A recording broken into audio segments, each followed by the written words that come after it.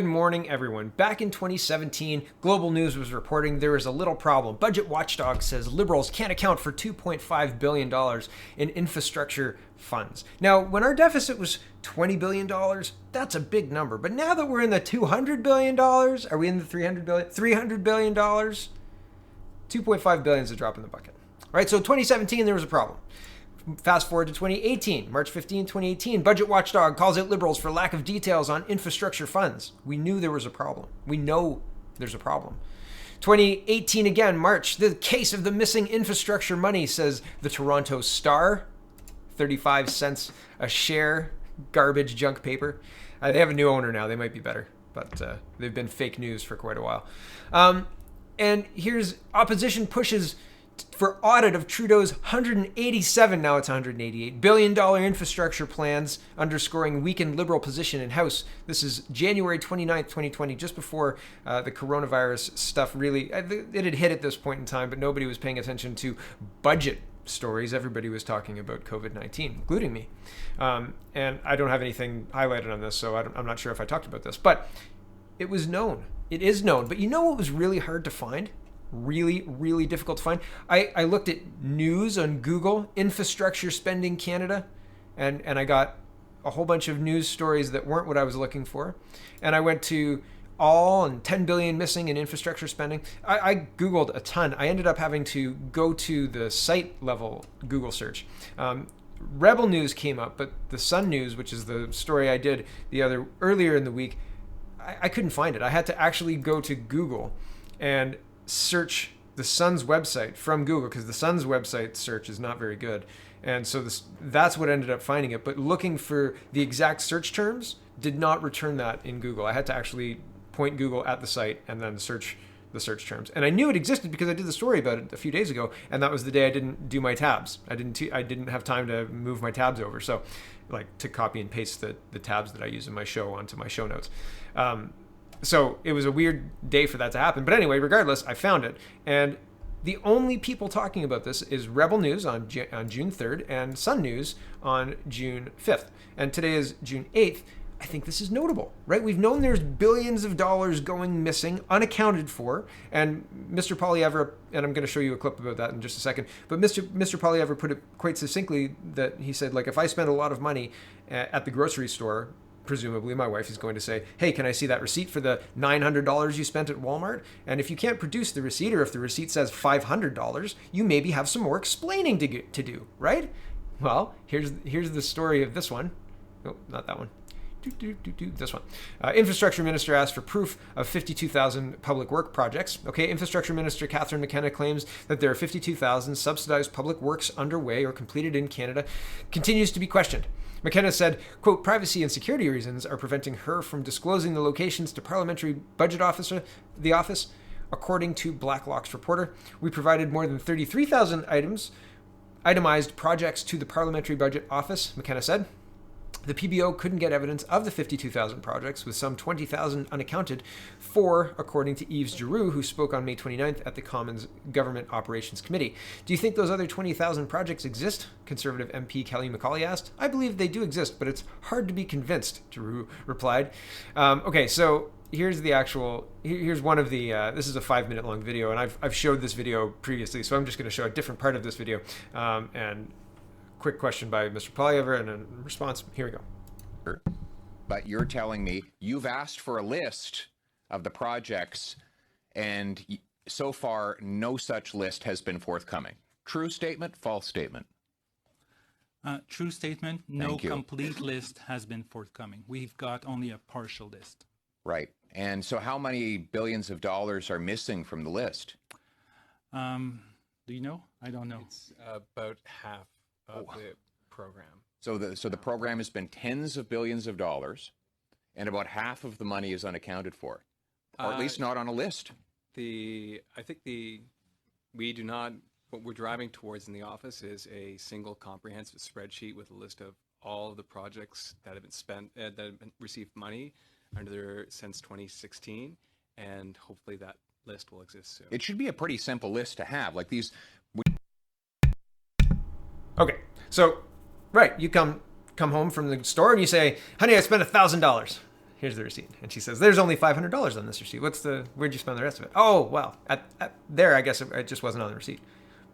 Right? You've got some more explaining to do. They've got some more explaining to do. And this is, half. So I've heard news people talking about this as like $5 billion a year. I don't know if it's that, like, I don't know if it's that regular. I don't know if it's $5 billion a year has gone missing, or if it's the projects would account, like would add up to $5 billion a year. I'm not sure. But I think that Mr. Giroux and his person that he said, like, what do you think? Half? Can you imagine?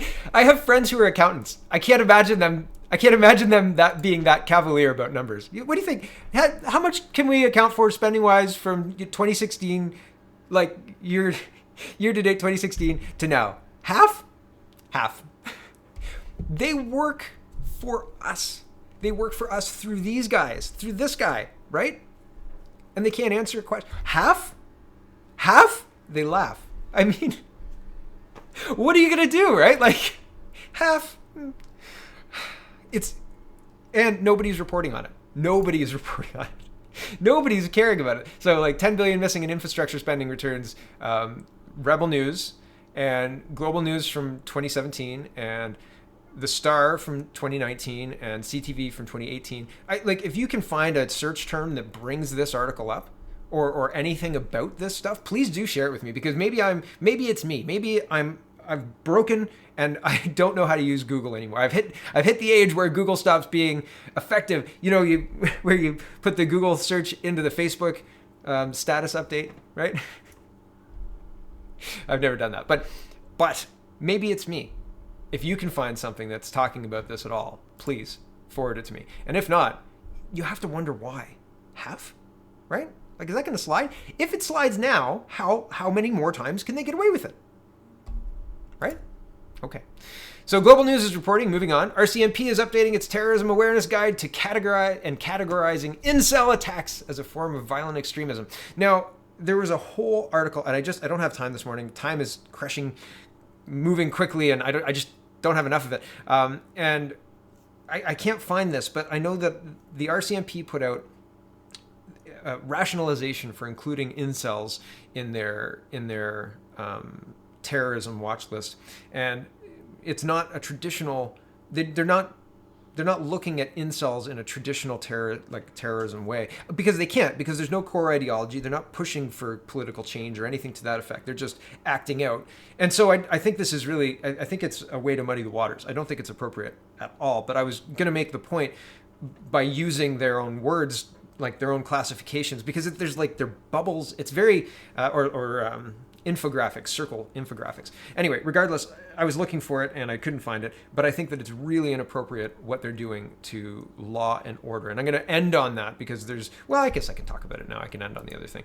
There are people talking about defunding police stations. I mean, can you believe it? I can believe it, right? But it's incredible that they just, here's a CBC News article, and I'm not even going to read the article. I haven't read the article because I can only imagine how glowingly they're going to talk about this. But CBC is saying new petition calls for defunding the Regina Police Service. Yeah, great idea. What's your plan for if somebody gets murdered? What are we going to do then? Or raped? Or what if a store gets looted by a group of people who decide they want to loot the store? What about the liquor store? Don't you want somebody to call, or are you just going to call your Antifa buddies? Or do you just promise complete peace and security as long as everybody's equal, but equal according to only you? Right? Like, this is wrong on so many levels, and there's zero plans about what to do if and when the police just stop doing their job, because they're being neutered. They're not allowed to defend themselves. They're not allowed to do their job. They're not allowed to enforce the law.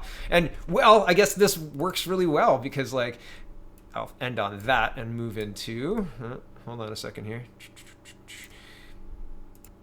The fines that are being doled out by our government, despite the government simultaneously encouraging protests, right? It's so insidious. It's so insidious, and it's so evil. It is absolutely planned. This is not a mistake. They're doing this on purpose. Okay, here is the spec.com, which is a Hamilton newspaper. It says Hamilton House Party hosts among those hit with pandemic charges. And they go through a list of pandemic charges and when they started and blah, blah, blah. It's just a history of the fines that have been handed out during COVID-19 and the COVID-19 lockdown, etc. It says 2 types of charges, so I'm joining halfway. Both city bylaw officers and police have the power to enforce orders issued under the Emergency Management and Civil Protection Act, EMCPA. Infractions include operating a non-essential business, using prohibited amenities, and gathering in groups of more than 5 people. Charges under the act have been issued since March 17th, when the province declared a state of emergency. EMCPA charges come with a $750 fine for individuals and fines up to $500,000 for corporations. To date, the city has issued 170 EMCPA charges, including 114 for using prohibited amenities and 11 for operating a non-essential business. Police have issued 38 EMCPA charges. Right? Okay, so, but June 3rd, this was posted, this was published June 6th. This is posted June 3rd. Exceptional circumstances. City won't enforce gathering limit during Friday's anti-racism march. If you go to an anti-racism march, that is allowed. That is condoned by the city. By making this action, by doing this, and the city of Guelph tweeted out it's the same thing, right? Like we're not going to be enforcing the fines for you if you do this. If you do that, if you comply with what they want, which is a large turnout at the rally, then you get to go outside and play. But if you don't, or if you're a business, you get fined, right? If you're a person in Hamilton, right? House parties, you get fined. And if you're a business in Ottawa, despite the fact that Ottawa said, yeah, okay, exceptional circumstances, we're not gonna enforce the gathering limit. Here it is: Byward Market restaurant fined for opening patio during pandemic. Right? A popular Byward Market restaurant has been fined for allowing people to sit on its patio on a sunny day during the COVID-19 pandemic. The owner of the Grand Pizzeria on George Street says the restaurant received an $880 ticket from Ottawa Bylaw and Regulatory Service officers on Sunday afternoon for opening the patio.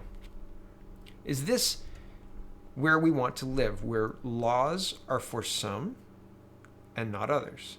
Where if you do what the state wants, if you play the state's game, if you go protest, then you can go and you don't get a fine. You're allowed to be outside. You're allowed to be in a big crushing crowd. No problems. Nobody's shaming you. No articles about how stupid you are, or how much disregard you must have for your fellow man, etc., etc. None of that. But if you dare to open your business, how dare you? You get a fine. How dare you? Greta eyes. Right? No, man. This is insidious and evil, and they've already gotten away with it. I mean, all that's left is to reopen the courts and have the judges say they stand. That's it. And then what recourse do you have? Supreme Court? The Supreme Court's going to say you're a COVIDiot. And you're going to say, what about the hypocrisy here? And the Supreme Court is probably going to say, this is correcting racism. I wish I was joking, right? But this is where we're at in Canada. We're so round the bend that people enthusiastically agree with this. And if you are on the side of the business owner, you are as bad, according to the mob, as the business owner. And the mob has infiltrated not only the police, not only the courts, not only the highest levels of our government, but everywhere else too, right? Like, I don't necessarily think that they outnumber the people who think that this is an injustice, but they operate by either holding you hostage through violent acting out, or by having people in place that agree and allow these things to happen. Mayors that tell police to stand down, mayors that send out communications endorsing Black Lives Matter protests in the middle of a pandemic, but again, don't do the same for anti-lockdown protests. Both are the same right? You have the same right. If you want to protest, you have that right, regardless of what you're protesting. But one protest is condoned by the state, and one protest is ridiculed by the press, right? It's very insidious. They are doing this on purpose. And if you dare to stand up to them, they will use the cudgel of the law to crush you.